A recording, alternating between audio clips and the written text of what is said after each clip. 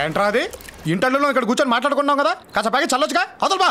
నాకు చాలా పని ఉంది, మీరు లోపలికి వెళ్ళి మాట్లాడుకోండి. చూసా బాబాయ్, పని చేస్తున్నాడుగా బలుపు. మనలాగా చీము నెత్తురు లేని బాపతి కాదు బాబాయ్ వాడు. తక్కువ మాట అనేస్తాడు. ఎందుకంటే వేళ మనం వాడిని ఇక్కడ పనిలోంచి తీసామనుకో, ఈ ఇంట్లో కాకపోయినా ఏ ఇంట్లో అయినా పని చేసుకుంటూ బతుకుతాననే ధైర్యం బాబాయ్ వాడికి. రా, భోజనాలు రెడీ అట, తిందా. నీ కడుపును పుట్టి నిన్ను చూస్తూ వాడు నీలాగే తయారవుతాడు కానీ ఆడు ప్రయోజకుడు ఎందుకు అవుతాడు బాబాయ్? నీలాగే ఏదో ఒక ఇల్లు చూసి కట్టబెట్టే మాటలు పడుతూ బతికేస్తాడులే.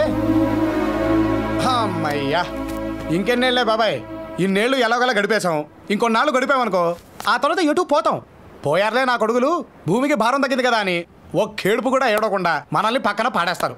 మనం ఉండవుగా చూసి ఫీల్ అవటానికి. ఏమంటావు? ఈ జీవితాన్ని ఇలాగే గడిపేద్దాం బాబాయ్. ఇదిగో, ఈ అరుగున్నంత కాలం మన జీవితానికి ఢోకానే లేదు బాబాయ్. ఉంటా మరి, ఉంటా.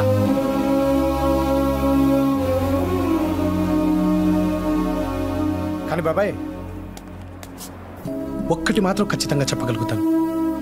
బ్రతికినంత కాలం ఏం బ్రతుకురా వీళ్ళది అని నలుగురు అనుకోవడం కంటే, చచ్చిపోయిన తర్వాత ఏం బ్రతికారా వీళ్ళు అని అదే నలుగురు అనుకునేలా ట్రై చేయండి బాబాయ్. ఈ జన్మకు అర్థం ఉంటుంది.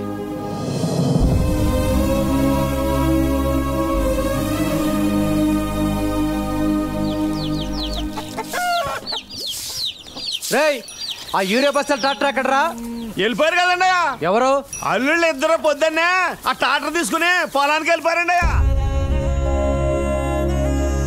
వాళ్ళు పొలం వెళ్ళారా? మా ఆయన పొలం వెళ్ళారా? ఏంటి, పొలానికి వెళ్ళారా? అల్లుళ్ళు ఇద్దరు పనికి వెళ్ళారా?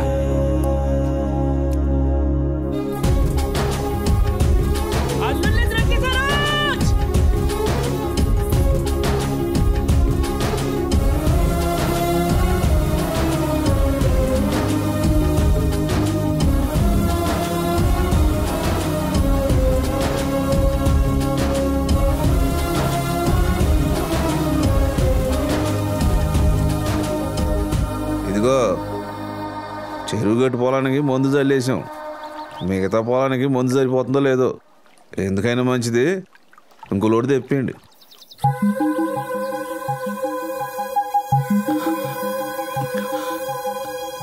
అలాగే బావా.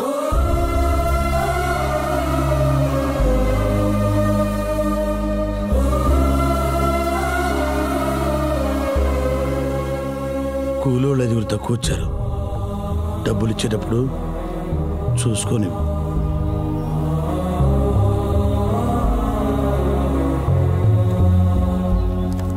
నువ్వే లెక్క చూసుకుని ఇచ్చే బావా.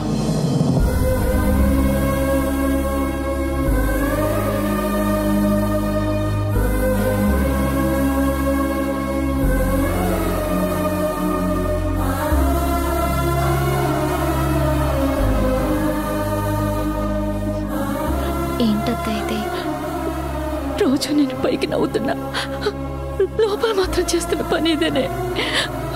ఇన్నేళ్ల బాధ దాచుకోవడం కష్టం.